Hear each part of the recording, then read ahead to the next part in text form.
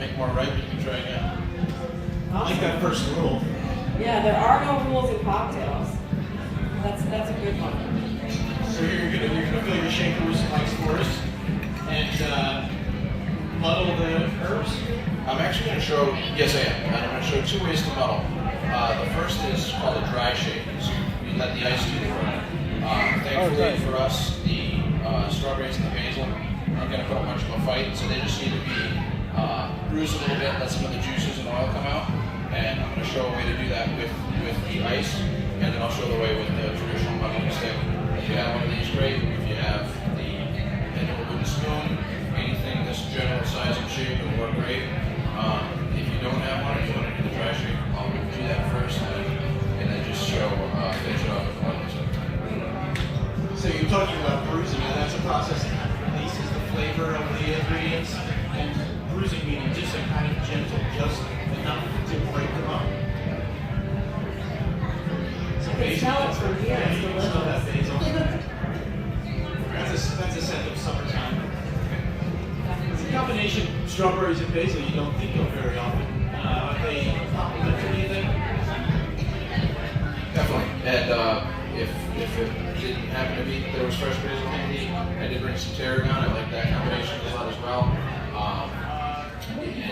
And as the seasonal berries change, those can certainly be used. We do a lot of cocktails with sage,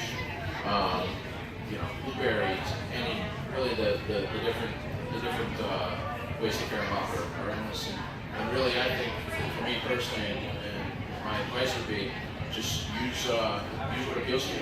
If you happen to have had, for example, a salad with some of these elements, or a chutney, or any kind of condiment or sauce where you enjoy the flavor of any two, an herb and a berry. It doesn't have to be a berry; it could be a fruit. You can use peaches. You can use any juice that's any fruit with a thin skin and a somewhat juicy flesh. It's cool. It sounds like the key here is experimentation and kind of, keeping it simple and using simple ingredients, but really letting your imagination guide you. Experiment like sage and orange. Like, who would think that to put that in a drink, but it might be the perfect complement to a local gin. Absolutely. And so I'm all set to go with the dry shake. This is a aptly named a Boston shaker. So it's a pint glass on the bottom and a tin on the top. And what I'm going to do is use that ice with a bigger shake, just enough, like I said, to bruise the berries and the herbs, get the taste and the aromas going, and then I'll show the traditional method as far as the muddler goes. This should take about 5 seconds.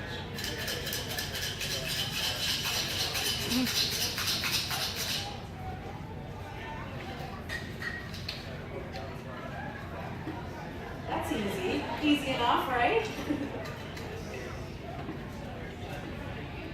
So you can see there's the basil leaves are good and sort of wilted in a sense, but that's because they've been bruised, they've released some of their oils. At the bottom you've got a little bit of a red tinge to the ice melt. That ice melt's an important part of the cocktail too. Don't think you did something wrong because that happened. That helps bring in that flavor. Traditionally, when you do mix the cocktail, whatever you shook would end up in the tin. I poured it back in the glass for this demonstration.